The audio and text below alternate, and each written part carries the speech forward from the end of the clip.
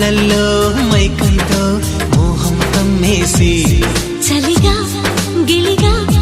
తొలిగా త్వరగా అటుగా ఇటుగా మరి నువ్వే నాకు ముద్దిస్తావని తడివేదాలు ముద్దిస్తావని నమ్మడానికి ఎంత బాగుందో నీకోసం రెక్కల గుర్రం ఎక్కి వస్తానని పగడపు దీనికి నిన్నే నేను తీసుకెళ్తానని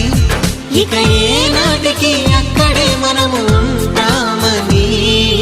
నమ్మడానికి ఎంత బాగుందో